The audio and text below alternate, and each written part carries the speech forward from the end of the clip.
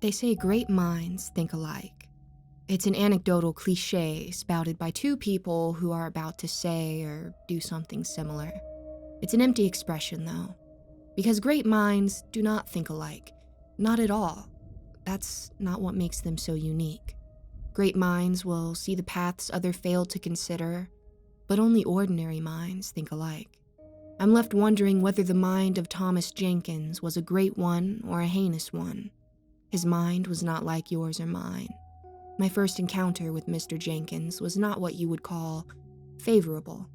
He sat in his hospital bed with a blank stare of anguish directed at me.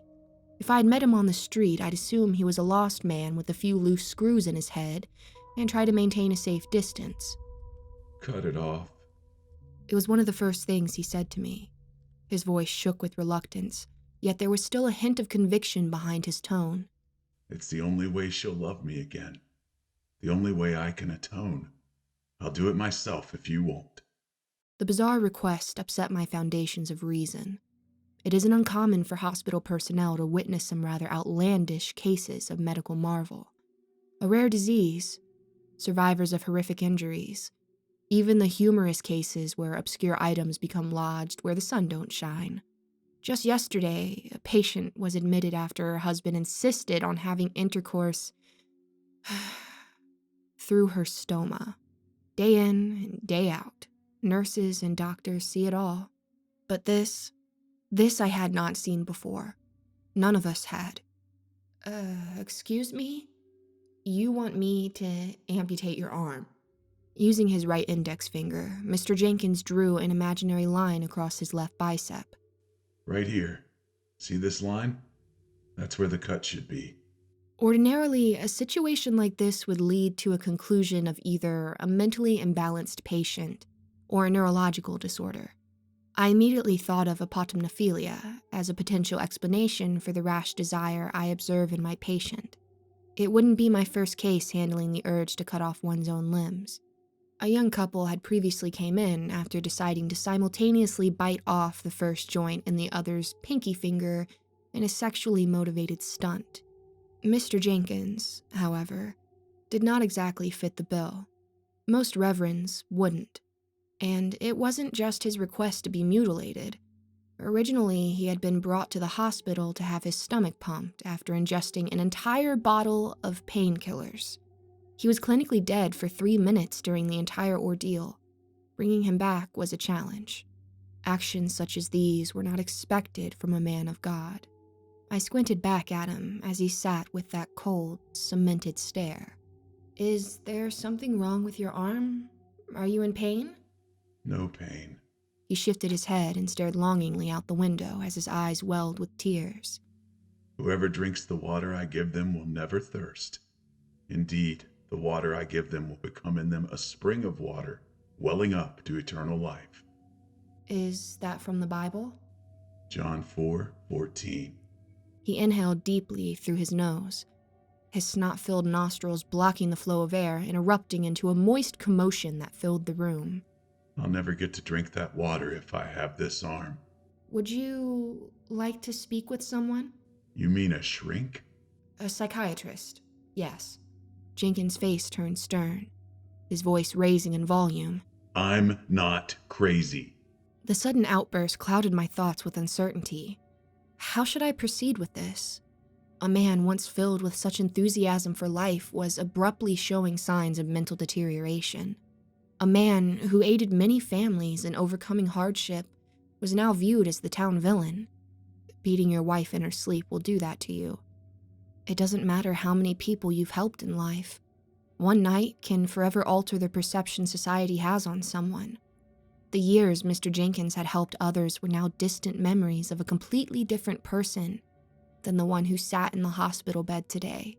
He was no longer seen as kind and gentle. He was a wife-beater who had tried to kill himself, and now he was asking to be mutilated. The number of times we help others in life becomes meaningless when we need to help ourselves. And no one wanted to help Reverend Jenkins. His value to the world was gone. The community tossed him aside like stale bread, feeding the languished remains to birds as they shoved their beaks into him and ripped him apart. I think it might be best for your mental health to speak to someone. I don't need that. I need you to cut my arm off. I'm afraid I don't visibly see any reason for amputation. You need mental care, not physical. Jenkins slouched back into the bed, defeated, his voice calming. I met him in the afterlife, before you pumped my stomach. I met him. He whistled at me. He stopped speaking and mimicked a whistling noise. Just like that. I think he was trying to intimidate me. Who was this man? He calls himself Patrick. And who is Patrick? Mr. Jenkins lightly tapped the right side of his head with his right index finger. Right here, on this side of my brain. The right side is his. He's the other man that lives inside of me, inside my head. That's who Patrick is. I masked the internal feeling of pity with a coy smile at the Reverend. I see. Are you familiar with multiple personality disorder? Jenkins furrowed his brow and spoke sharply. It's not multiple personality disorder. It would appear that way to me. The left arm draped over Jenkins' lap twitched, jerking around as though he were trying to alleviate a numbness. It flopped like a fish out of water momentarily, before promptly raising itself and casting the obscene gesture of a middle finger pointed directly at me. The Reverend immediately expressed regret for the action. I'm sorry, Doctor. His hand lowered itself and draped it over its owner's lap once again. That was Patrick, not me. It's quite all right. I've had patients do much worse. I buried my face in the patient chart and documented his actions. We're going to keep you overnight for observation. I'll send someone to speak with you shortly so we can get a more precise diagnosis. You believe me, don't you, Doc? You have to cut my arm off before Patrick emerges again. Don't worry about Patrick, Mr. Jenkins. You're in great care. Just let us do our job. I spun around and ignored his cries as I walked out. After I closed the door to his room, I could still hear his muffled cries from the hallway. Patrick is real. Patrick is real, he shouted over and over. The words faded as I walked away, heading straight for Dr. Quinn's office, the hospital psychologist. Later in the day, despite my attempts to shake Mr. Jenkins from my mind, his condition piqued my interest and remained in my thoughts for the remainder of my shift. What could possibly drive a normal, God-loving man to such extremes? It's not your problem, I'd tell myself. There's nothing you can do for him. Perhaps it was my previous studies in neurology, or perhaps it was the slight scar I noticed under his hairline. But Thomas Jenkins found a cozy little spot to set up camp within me. Patrick was surely just a figment of his imagination. He wasn't real. He couldn't be. It was Mr. Jenkins's mind that engaged the brachial plexus nerve and primary motor functions to give me that middle finger. The image of that finger stuck with me even after I'd left the facility and went home for the evening. Something just didn't quite fit. Why had his left arm twitched the way it had before giving me that finger, like it was struggling, like it had a mind of its own? Mr. Jenkins had tapped the right side of his head with the right hand when he proclaimed that specific side as the area where Patrick resided. It was the left hand that had twitched and shot the middle finger at me. The right hemisphere of our brains controlled the left side of our bodies. Not many people were aware of that fact. Was it a pure coincidence that Mr. Jenkins tapped that side and then gave me the finger with his left hand? Or had he done some sort of research beforehand? Could he really be that desperate to convince someone to amputate his arm to thoroughly study neuroscience? I went to sleep that night still thinking of the Reverend, promising myself to look more into his case the next day. But when I arrived for my evening shift that day, I was met with a rather grim situation. I remember first seeing the carpet in the lobby being completely stained with blood upon my entrance through the sliding glass doors. The event was later played back to me on security camera footage. Mr. Jenkins had been discharged in the morning, went home for some time, and came back to the hospital with an electric knife, the kind you would use to cut the turkey at Thanksgiving dinner. He walked into the lobby of the emergency room with his shirt off, pulled the knife from his pocket, plugged it into a nearby outlet, flicked the switch, and immediately dug the blade into his left bicep, sawing away at his own flesh in front of horrified families, all waiting to be seen. I was told his screams were so intense that his vocal cords went into paralysis, but it didn't stop him from cutting away as much as possible before the saw began to struggle cutting through the bone. He twisted the blade around, desperately trying to completely sever the limb. When it became clear to him that the blade was not strong enough to finish the job, he began cutting through the tissue vertically down the length of the arm, ripping through his flesh from his bicep all the way to the tips of his fingers in jagged zigzags. Eventually, a security guard was alerted and took action, tackling Mr. Jenkins to the floor to prevent further damage. But by then, it was too late. There was simply no saving the mangled remains of his left arm. It had been turned into a useless lump of meat.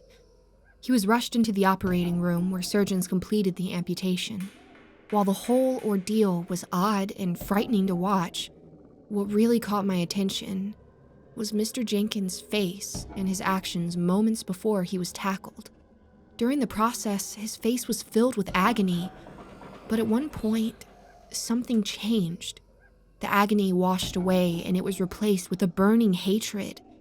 He stopped cutting his arm and glanced at everyone in the room as though he were about to turn the knife on an innocent bystander. But he was taken down before anything else could happen. Ultimately, I suppose you could say Mr. Jenkins achieved his goal. His left arm was now gone. "Why do you think he did this here?" Dr. Quinn asked me, her voice shaky with uncertainty, as the two of us looked through a window into the room where Mr. Jenkins was sedated and resting peacefully, while a nurse checked his vitals. "Why didn't he do this at home?" "Probably knew he was going to need immediate medical attention," I replied, keeping my eyes fixed on Mr. Jenkins. My focus landed on the subtle scar on his hairline once again. "Did he ever have brain surgery?" "I believe so. He had some sort of procedure done to treat epilepsy about 10 years ago, if I recall." My eyes narrowed, squinting at Mr. Jenkins. "So he's a split brain." "I have no idea what that means, Kenny." "A split brain. You know, to treat epilepsy, the corpus callosum is severed, leaving both the left and right hemispheres in the brain independent from one another." "Oh, well, why does that matter? That doesn't have anything to do with dissociative identity disorder or his mental state."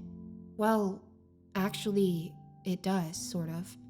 Studies have shown that split-brain patients experience a second personality, so to speak.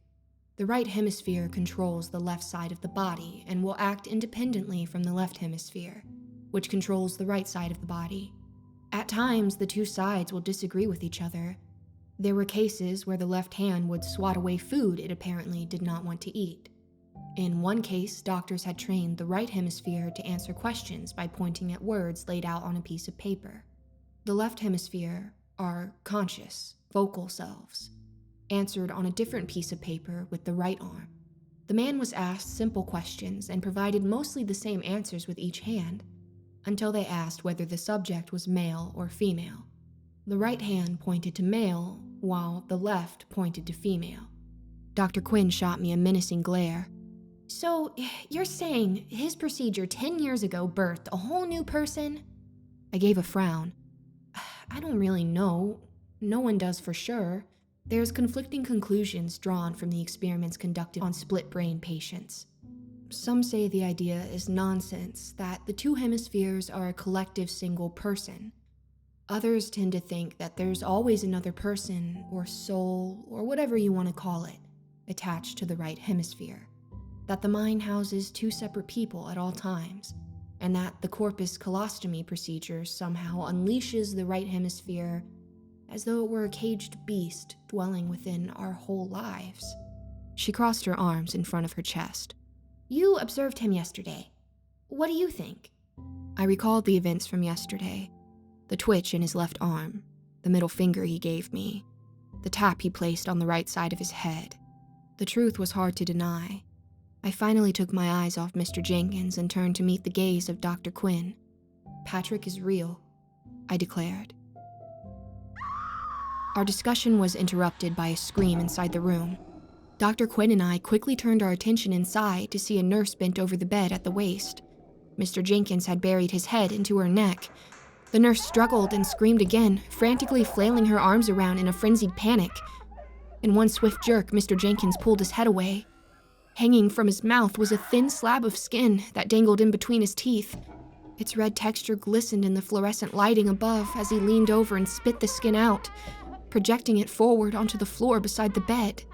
The nurse rolled over onto her back, and instantly a stream of blood shot upwards as though it was propelled by a super soaker. Repeated surges of blood squirted into the air with each beat of her heart, quickly painting the blankets in bright red gore. There was only one reason for blood to shoot out like that. Mr. Jenkins had bit into the nurse's carotid artery. If we didn't immediately help her, she would soon bleed out. I rushed into the door, eager to aid my fellow medical coworker. Her screams persisted as I reached her side, pressing my hand against her neck. I need to stop the bleeding, I advised, hoping it would calm her and keep her from squirming like a worm cut in half. Hold still, please. Oh, Jesus. Whistling, the second pitch an octave below the first, just as Mr. Jenkins had described. I looked up and found Mr. Jenkins standing over us on the opposite side of the bed in his hospital gown that was now drenched in blood. He looked down at us both with a raging fury in his eyes, making it abundantly clear he intended on causing further harm. I quickly grabbed the nurse by her arm and began dragging her towards the door. We needed to get to safety, and I had no intention of leaving this poor nurse alone to be devoured. As I pulled the nurse away, I heard the whistling again. The location of the noise had moved slightly. I looked up and saw Mr. Jenkins was walking towards us slowly, stepping with the left foot first, then dragging a stiff right leg behind him. The remaining stump of his left arm raised itself as though he were reaching out to us. His right arm retaliated, balling its fingers into a fist and thrusting itself into Mr. Jenkins' face. His breathing labored, and he began taking short, quick gulps of air. The right hemisphere of our brain is not capable of controlling speech, although a few hospital personnel would later argue that he whistled because of his vocal cord paralysis from earlier in the day. I knew the real reason. It was the only way the right hemisphere could communicate. Patrick was announcing himself to us. Mr. Jenkins was clearly no longer in charge. The will of Patrick had somehow taken over. I was seeing an internal struggle where the right side of his brain was overpowering his left. It was Patrick, frustrated by the removal of his arm, that was now acting out. And all Mr. Jenkins could do to fight this monster was to keep his legs stiff and beat his own face in, hoping it would slow Patrick down. Dr. Quinn rushed into the room with another doctor she had flagged down. Together, the three of us pulled the nurse out and placed her on a gurney. I pulled the door shut behind as we exited, and after watching the other doctor wheel the nurse away, I looked back at the room and saw Patrick, standing right up against the window, looking back at me and Dr. Quinn. The anger that had shaped his face was now replaced with frustration. Without a working hand, there was no way for Patrick to turn the knob and exit the room. "Patrick, is that you?" I asked, hoping to confirm my suspicion. He didn't whistle this time. Instead, he widened his eyes like a madman and curved the left side of his mouth into a small smile. Maintaining the mad look on his face, he pulled his head backwards and then violently thrust it forwards into the window. The blow cast a spiderweb of jagged cracks in the window and sent the piercing sound of broken glass echoing through the hallway. He repeated the act again and again and again. Rapidly, he bashed his own head against the window over and over, each blow spreading more cracks through the glass. Blood began to flow out of numerous lacerations in his forehead, covering his entire face. With one powerful blow, the glass finally shattered. Patrick's momentum sent him tumbling through the new opening and crashing against the floor. He lay there, unable to pick himself up with just one working leg. Instead, he rolled onto his stomach and began pushing himself forward with his left leg, slowly inching his way towards me, breathing heavily with his mouth wide open, all too eager to seek his teeth into another person. I stood frozen, unsure if I was believing what I was seeing, until a hand grabbed my shirt and pulled me backwards. "What's happening to him?" Dr. Quinn urgently asked me. A team of police officers rushed into the hallway from around the corner. They pulled their weapons and aimed them directly at Patrick. But before they could say or do anything, Patrick abruptly stopped. His body went limp, and his heavy breathing ceased. An uncomfortable silence took over the scene, all of us standing over the body in awe. "Mr. Jenkins is gone," I said, answering Dr. Quinn. We have a long history of associating evil with left-handed people. It was considered a sign of moral compromise. Matthew chapter 6, verse 3 through 4 reads, "But when you give to the needy, do not let your left hand know what your right hand is doing, so that your giving may be in secret, and your Father, who sees what is done in secret, will reward you." For Mr. Jenkins, his left hand cost him his life. The official cause of death was a ruptured brain aneurysm, the result of severe head force trauma.